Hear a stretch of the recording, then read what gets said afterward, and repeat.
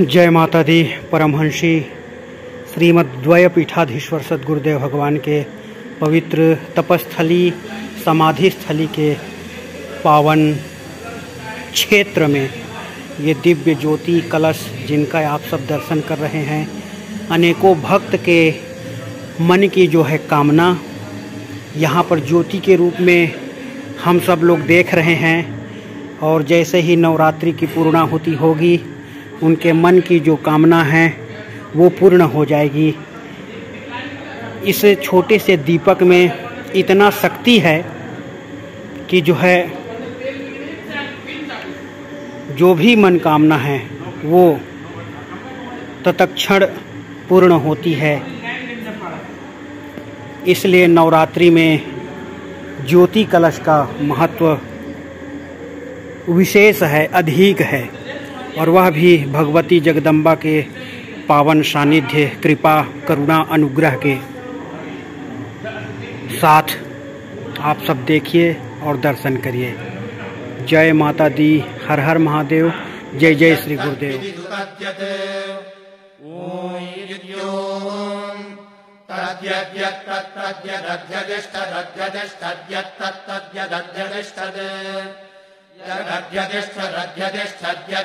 यद्यतिष्ठद्भुवनानि भुवनान्यद्यतिष्ठद्भुवनानि अध्यतिष्ठद्भुवनानि भुवनान्यद्यतिष्ठद्भुवनानि धारयन् धारयन् भुवनान्यद्यतिष्ठद्भुवनानि धारयन् अध्यतिष्ठदित्यधि अधिष्ठद् भुवनानि धारयन् धारयन् भुवनानि भुवनानि धारयन् धारयन्निति धारयन् याते देयाया ते धामानि धामानि देयाया ते धामानि ते धामानि धामानि ते धामानि परमाणि परमाणि धामानि ते धामानि परमाणि धामानि परमाणि परमाणि धामानि धामानि परमाणि या परमाणि धामानि धामानि परमाणि या परमाणि या परमाणि परमाणि या भमा भमा या परमाणि परमाणि या भमा भमा या भमा या भमा या भमा या भमा या भमा भमा या मध्यमा मध्यमा या भमा भमा या मध्यमा मध्यमा या मध्यमा विश्वकर्मन् विश्वकर्मन् मध्यमा या मध्यमा विश्वकर्मन्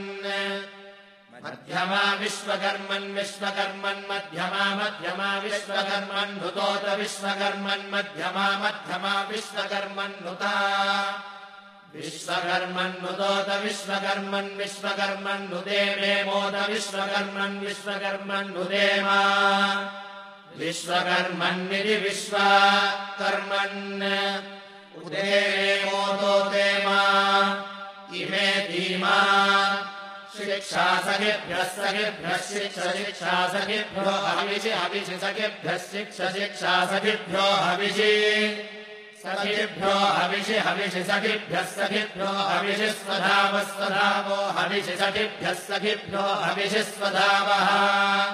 सखेभ्यः इति सखेभ्यः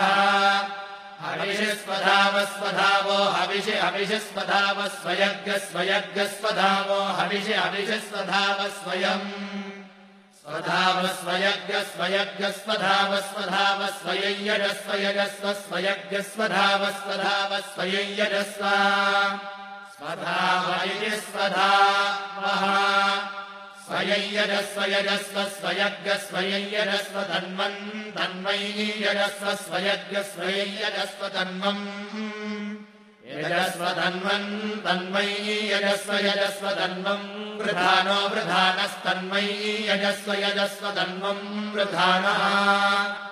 तन्वम् वृधानो वृधानस्तन्वन् तन्वम् वृधानः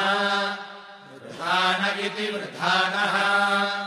चक्षुषः पिता पिता चक्षुषश्चक्षुषः पिता मनसा मनसा पिता चक्षुषश्चक्षुषः पिता मनसा पिता मनसा मनसा पिता पिता मनसा हि मनसा पिता पिता मनसा हि मनसा हि मनसा मनसा हि धीरो धीरो हि मनसा मनसा हि धीरः हि धीरो धीरो हि धीरो घृतं घृतं धीरो हि धीरो घृतं धीरो घृतं घृतं धीरो धीरो घृतमेने एने घृतं धीरो धीरो घृतमेने घृतमेने एने घृतं घृतमेने अजनद जनदेने घृतं घृतमेने अजनद एने अजनद जनदेने एने अजनन्नमाने नम्नमाने अजनदेने एने अजनन्नं नमाने एने इत्येने अजनन्नं नमाने नम्नमाने अजनदजनन्नं नमाने नम्नमाने इति नम्नमाने यदे यज्जदा यदे दन्ता अन्ता इज्जदा यदे दन्ताः इदन्ता अन्ता इदिदन्ता अदगृहन्ता दगृहन्तान्ता इदिदन्ता अदगृहन्ता अन्ता अदगृहन्ता दगृहन्तान्ता अन्ता अदगृहन्त पूर्वे पूर्वे दगृहन्तान्ता अन्ता अदगृहन्त पूर्वे अदगृहन्त पूर्वे पूर्वे दगृहन्ता दगृहन्त पूर्वादात् पूर्वे दगृहन्ता दगृहन्त पूर्वात् पूर्वादात् पूर्वे पूर्वादिदिदात् पूर्वे पूर्वादित् आदिदिदादादिद्या वा पृथिवी द्या वा पृथिवी इदादादिद्या वा पृथिवी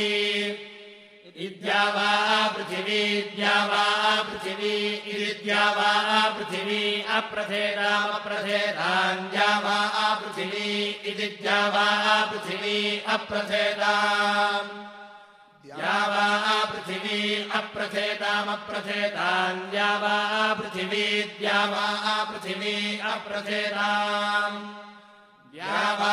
पृथिवी इदिद्या वा पृथिवी अप्रथेतामित्यप्रथेताम् परिद्या वा